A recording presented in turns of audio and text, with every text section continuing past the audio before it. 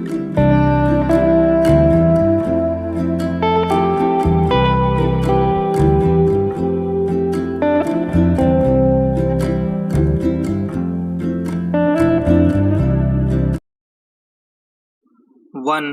2, 3 start.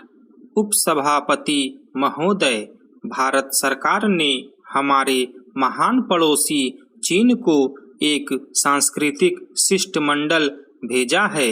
वह शिष्टमंडल भारतीयों का चीन के लोगों के प्रति अभिनंदन और सद्भावना लेकर गया है। चीन की सरकार और चीन के लोगों ने उसका जो हार्दिक स्वागत किया है, उसके लिए मैं कृतज्ञता प्रकट करता हूँ। मुझे दुख है कि दक्षिण अफ्रीका के सरकार की जातीय नीति अभी भी जारी है और उसके कारण गंभीर परिस्थिति पैदा हुई है। भारतीय इस नीति से बहुत चिंतित हैं, क्योंकि भारतीय उद्भव के अनेक लोग दक्षिण अफ्रीका में रहते हैं, किंतु यह प्रश्न अब केवल दक्षिण अफ्रीका के हिंदुस्तानियों का ही प्रश्न नहीं रह गया है, बल्कि उसका महत्व कहीं अधिक बड़ा और विस्तृत हो गया है। यह जातिगत आधिपत्य और जातिगत असहिष्णुता का प्रश्न है।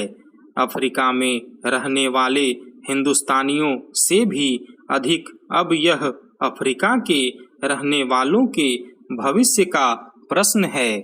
इस प्रश्न और ऐसे ही अन्य प्रश्नों के निपटारे में विलंब करना समस्त मानव जाति के लिए अच्छा नहीं है। मुझे इस बात से प्रसन्नता है कि अफ्रीका में वहाँ के आदिवासियों और वहाँ रहने वाले हिंदुस्तानियों के बीच मैत्री भाव बढ़ रहा है। हमारी इच्छा अफ्रीका के लोगों की उन्नति में लेस मात्र हस्तक्षेप करने की नहीं है, बल्कि जहाँ तक हो सके हम उनकी सहायता करना चाहते हैं। मुझे यह भी खेद है कि श्रीलंका में बहुत दिनों से रहने वाले अनेक भारतीय मत देने के अधिकार से वंचित कर दिए गए हैं। वे श्रीलंका के वैसे ही नागरिक होने का दावा करते हैं जैसे कि उस देश के अन्य निवासी करते हैं। श्रीलंका के साथ हमारा संबंध सहस्त्रों वर्षों से रहता आया है और हमारे संबंध अत्यंत मैत्रीपूर्ण रहे हैं।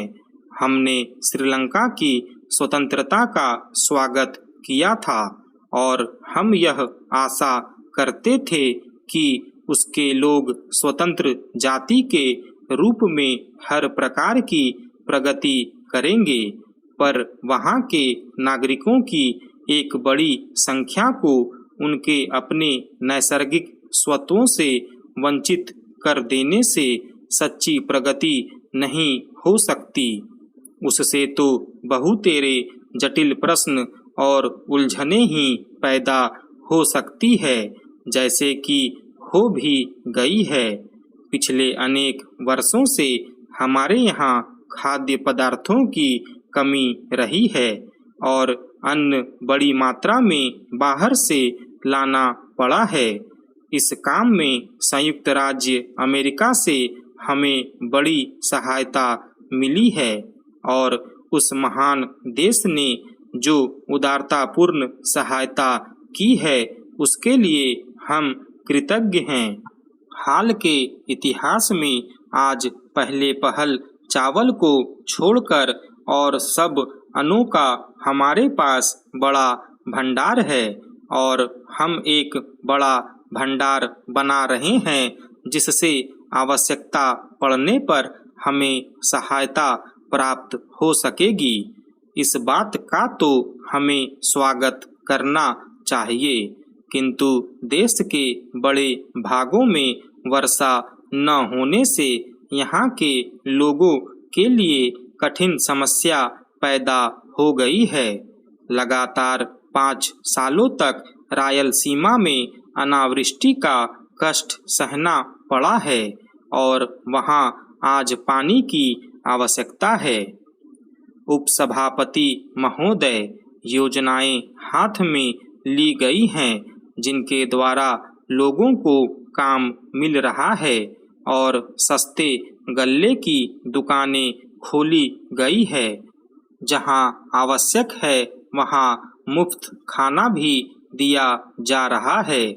विदेशों से आए हुए अन्न की कीमत अधिक होने के कारण अन्न का दाम चढ़ गया है। सरकार की ओर से घाटा सहते हुए सस्ता अन्न बेचकर जो सहायता की जाती थी उसे कम कर देने से भी कीमतों में बढ़ोतरी हुई है और जहां नाप तोल कर अन्न बांटा जाता था वहां लोगों का कष्ट कुछ बढ़ा है और कुछ असंतोष पैदा हुआ है। वस्तुओं के मूल्य में गिरावट आने से इसका प्रभाव कुछ कम हो गया है। अन्य संबंधी सहायता कम कर दिए जाने के कारण कई राज्यों की सरकारों ने अन्न आयात करने की अपनी आवश्यकता का वास्तविकता की दृष्टि से अपेक्षाकृत अधिक ठीक अनुमान लगाया है और इससे जो अन्न की मांग राज्यों से आया करती थी वह कुछ कम हो गई है और फलतः उनका आयात कम हो जाएगा। यह आज की स्थिति में और आगे के लिए भी अवश्य ही लाभदायक है। जो राशि अन्य संबंधी सहायता न देने से बची है वह छोटी मोटी आवश्यक योजनाओं में लगा दी जाएगी जिनसे आगे अन्न की उत्पत्ति बढ़ेगी और इस तरह हमें अपनी खाद्य समस्या हल करने में सहायता मिलेगी। हमारी सरकार इन सब बातों पर बहुत ध्यान से विचार कर रही है। उसे तात्कालिक और भविष्य के लाभ को तुलनात्मक दृष्टि से देखना है। साथ ही वह इस बात के लिए भी चिंतित है कि लोगों को कोई कष्ट न हो और उससे जो कुछ हो सकेगा वह इस विपत्ति को टालने के लिए करेगी। योजना आयोग अपनी पंचवर्षीय योजना को अंतिम रूप दे रहा है। इस योजना में एक महत्वपूर्ण बात और जोड़ी गई है, वह है देश भर में 55 सर्वोन्नति योजनाओं का प्रस्ताव। संयुक्त राज्य अमेरिका के प्राविधिक सहयोग योजना द्वारा दी गई सहायता से ही यह संभव हो सका है। इस सर्वोन्नति योजना का प्रयोजन न केवल खाद्य पदार्थों का उत्पादन बढ़ाना ही है बल्कि उससे भी कहीं अधिक यह है कि सब लोगों के रहन सहन का स्तर ऊंचा किया जाए। आशा की जाती है कि यह योजना उन्नति करेगी और भारत का एक बड़ा भूभाग इसके अंतर्गत आ जाएगा, परंतु यह तभी हो सकता है जब इसे जनता का पूरा सहयोग मिले। मेरा हार्दिक विश्वास है कि इस बात में भी जैसे कि योजना आयोग के और दूसरे प्रस्तावों को पूरा करने में मिला है, जनता का पूरा सहयोग मिलेगा। कृषि द्वारा उत्पादन के मिले जुले कार्यक्रम में संतोषप्रद प्रगति हुई है।